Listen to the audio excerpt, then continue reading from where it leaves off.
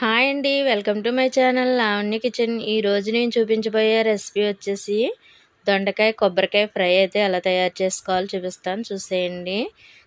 చాలా బాగుంటుందండి టేస్ట్ అయితేని. అలాగే పిల్లలు ఎవరైనా సరే చాలా ఇష్టంగా తింటారు. దొండకాయ తిన్న అనేవాళ్ళు కూడా ఇలా కొబ్బరికాయ వేసుకుని దొండకాయ ఫ్రై చేసుకుంటే చాలా చాలా బాగుంటుందండి. మీరు కూడా తప్పకుండా ట్రై చేసి చూడండి. అలాగే దొండకాయ కొబ్బరికాయ ఫ్రై అయితే ఎలా తయారు చేసుకోవాలో చూపిస్తాను, చూసేయండి. ముందుగా అయితే దొండకాయలను అయితే తీసుకుని ఇక్కడ నేను వచ్చేసి ఒక అర కేజీ దొండకాయలు అయితే తీసుకున్నాను. వీటిని అయితే శుభ్రంగా కడిగేసుకుని ఇలా ముక్కలుగా అయితే కట్ చేసుకోవాలండి. మీ ఇష్టం, రౌండ్గానైనా కట్ చేసుకోవచ్చు.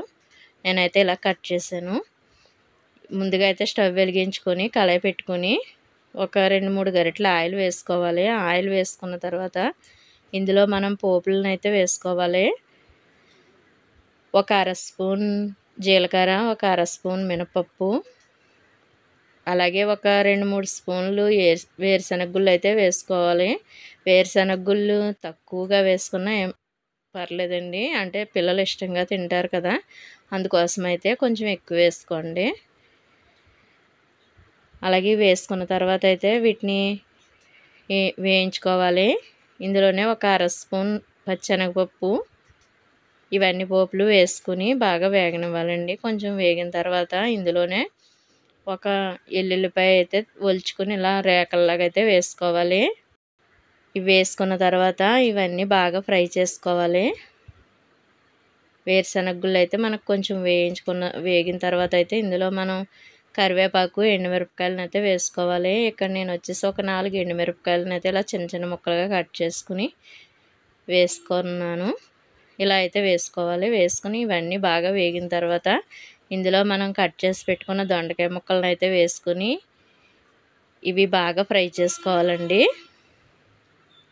ఇవైతే ఒక 10 నిమిషాలు 15 నిమిషాలైనా మగ్గించుకోవాలి ఆయిల్లోనే.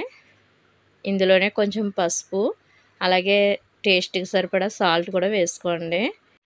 అలాగే సరిపడా సాల్ట్ అయితే వేసుకుని ఇవి బాగా మగ్గించుకోవాలండి. ఒక 15 నిమిషాలైనా ఇలా మగ్గించుకోవాలి. మూత పెట్టేసుకుని ఇలా మగ్గనివ్వండి.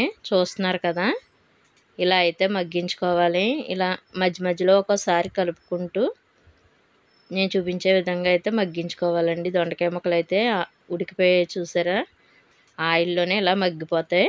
ఇలా మగ్గిన తర్వాత అయితే ఇందులో మనం ఒక కప్పు కొబ్బరికూరని అయితే వేసుకోవాలి. కొబ్బరికూర మీ ఇష్టమండి, ఇంకొంచెం ఎక్కువ వేసుకున్న టేస్ట్ బాగుంటుంది. ఇలా వేసుకున్న తర్వాత ఒక 5 నిమిషాలు ఇలా కొబ్బరికూర వేసుకున్న తర్వాత ఒక 5 నిమిషాలు మగ్గించుకోవాలి. 5 నిమిషాలు మగ్గిన తర్వాత అయితే మనం ఇంకా స్టవ్ అయితే ఆఫ్ చేసేసుకోవచ్చండి. అంతేనండి, ఎంతో టేస్టీగా ఉండే దొండకాయ కొబ్బరికాయ ఫ్రై అయితే రెడీ అయిపోయింది. టేస్ట్ అయితే మాత్రం చాలా చాలా బాగుంటుందండి. ఎవరైనా సరే ఇష్టపడతారు ఇలా కనుక చేశారంటే. ఇలా దొండకాయ కొబ్బరికాయ ఫ్రై చేశారంటే దొండకాయ తినని వాళ్ళు కూడా చాలా ఇష్టంగా తింటారు. తప్పకుండా ట్రై చేయండి.